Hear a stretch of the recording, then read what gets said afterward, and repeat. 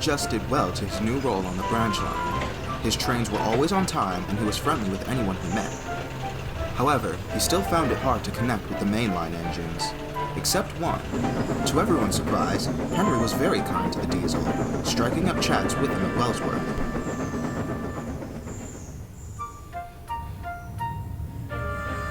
You're joking. I wish I was. Those two had a full-on stalemate over using the turntable. Those two devils. They're harmless, really, but maddening at times. Now, maddening is indeed the word. Anyways, how's everything on the main line, Henry? As good as can be expected, really. Express trains and goods trains are fine. It's the yards that are a mess. I see. So Topham Hatt still hasn't solved the yard crisis yet? Not even close. How can it be as bad as it is with two shunters there? Well, this time of year is always bad, especially with the boat trains. Sounds like I dodged a bullet. Indeed you did, BoCo. Not that we wanted you there anyway. Those two. It's detestable the way that they're acting. Well, I'm sure, don't try justifying them either. They're wrong regardless. I'll talk to them. How are you sure that they'll listen? Trust me, when I'm through with them, they'll see sense.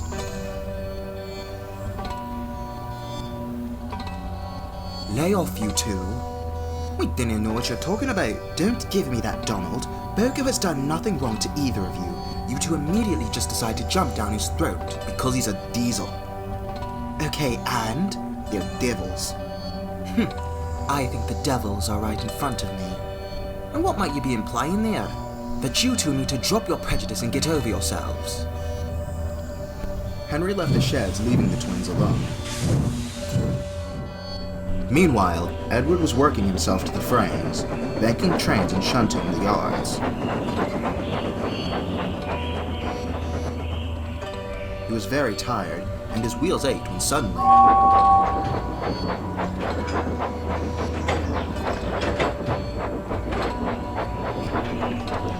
Hurry up, Edward, I'm late enough as it is. Steady on, James, I'll be there in just a second. I don't have time for you to sit and laze around, Edward. Doug was late shunting this train, and I don't need any more delays. Oh, for goodness sakes.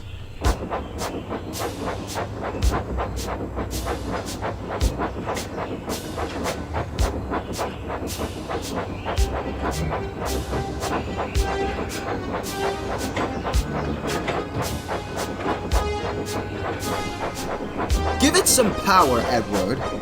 I'm trying. Try harder.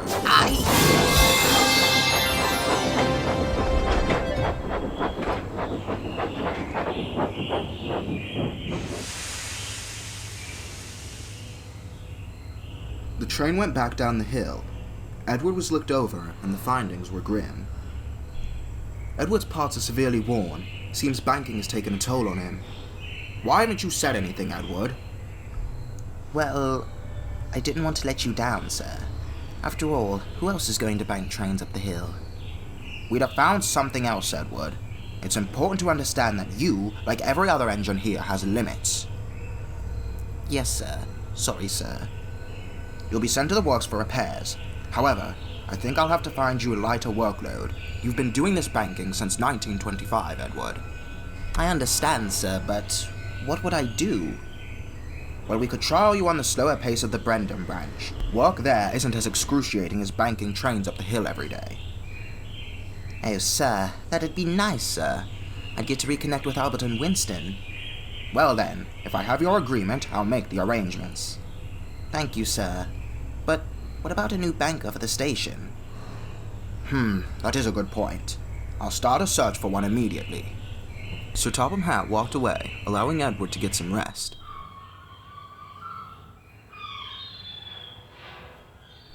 BoCo, I don't know how you do it. Manage those trucks and the twins. Oh, it's a skill.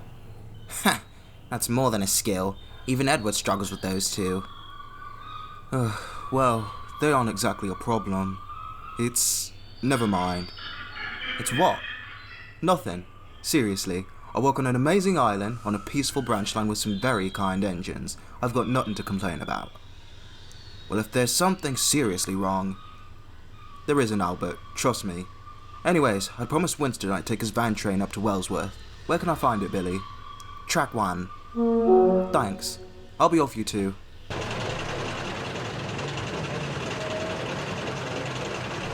Something's definitely wrong. Those mainline engines, their distrust in diesels is causing them to take their anger out on BoCo. But he's nothing like Diesel. But we can't say that. We didn't experience Diesel's mischief firsthand. The others did. Therefore, it's a little more personal. Well, they need to suck it up and get over themselves. Like it or not, BoCo's a part of this railway. Try telling them that.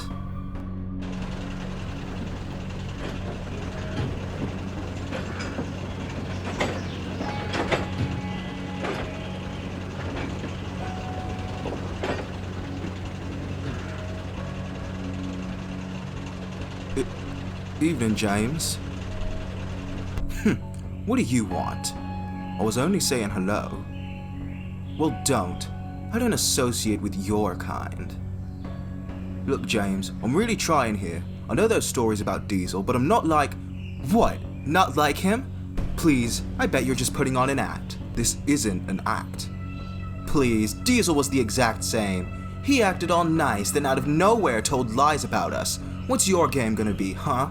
Causing accidents? Or maybe you'll also spread lies. Perhaps. Enough! I've tried being nice, James, to all of you. I've tried being reasonable, patient and kind, but it's just not working. All you do is berate me and compare me with Diesel, an engine I've never met. You don't take a chance to get to know me at all. Do you know how infuriating that is? I'm done trying to be nice, trying to cater to the feelings of all of you, when instead all I get is prejudice thrown back in my face.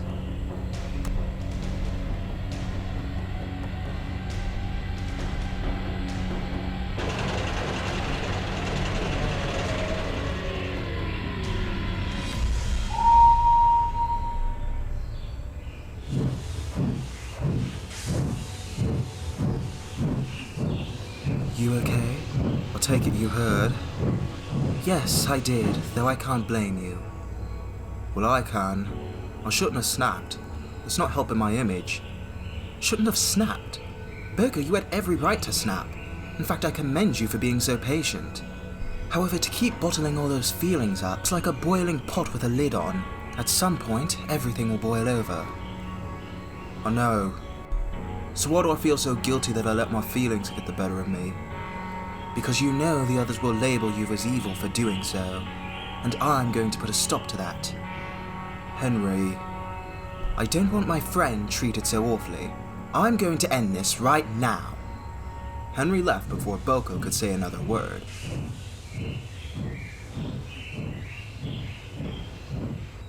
When he arrived at the sheds, James was already embellishing his story. And for no good reason, he went off on me.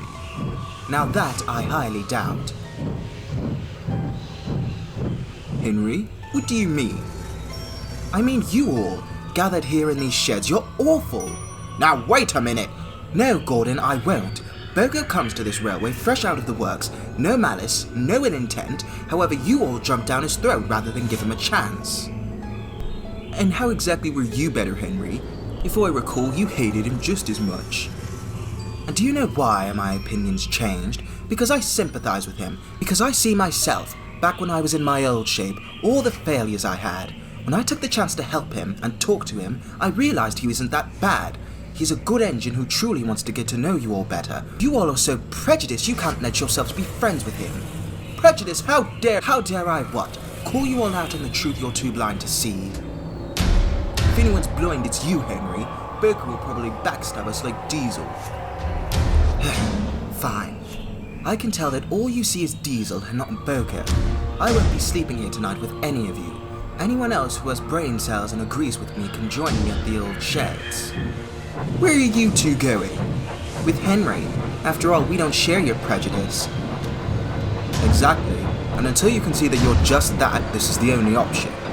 Boy, who needs those two anyways? The next day, a fierce storm hit the island. Gordon was tasked with taking the long express train. However, as he approached the hill, he began to struggle.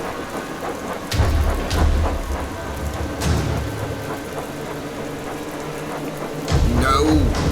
Not now!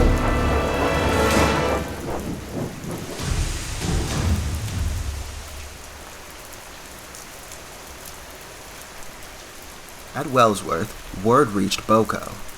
"What's the problem, sir?" "Gorton's stalled on the hill. We need you to give him a push." "Yes, sir. Right away, sir."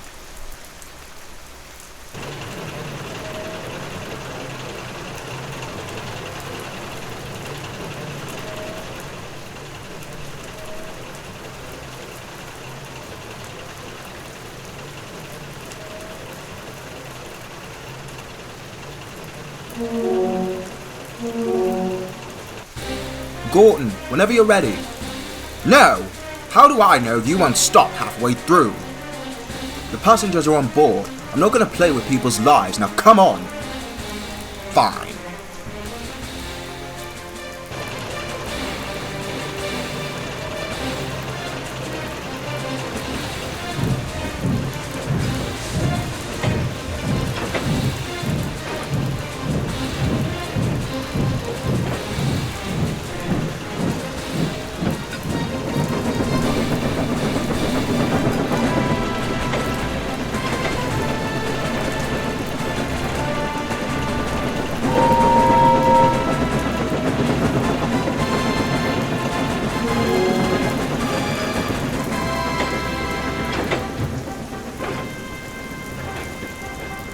Word spread about BoCo's help on the hill.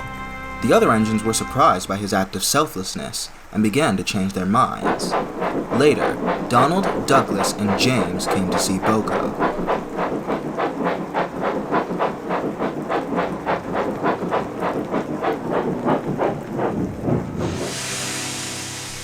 "Hey, BoCo. Well, what do you three want?" "Fair reaction. We just wanted to apologize." "Apologize?" We were wrong to treat you how we did. We had to deal with diesels replacing us on our old line. Made us anxious. But still, we're sorry." "Well, thanks you two." "James?" I guess, well, all I could see was diesel. That experience stuck with me and point is, I'm sorry." "Well, thank you, James. Thanks to all of you. I hope we can be friends from this point onward." "Oh, we can. We absolutely can." BoCo was respected on the line from that point forward. He made friends with all the engines, gaining their respect. Even Duck warmed up to him eventually. BoCo proved to the others that he was a really useful engine indeed.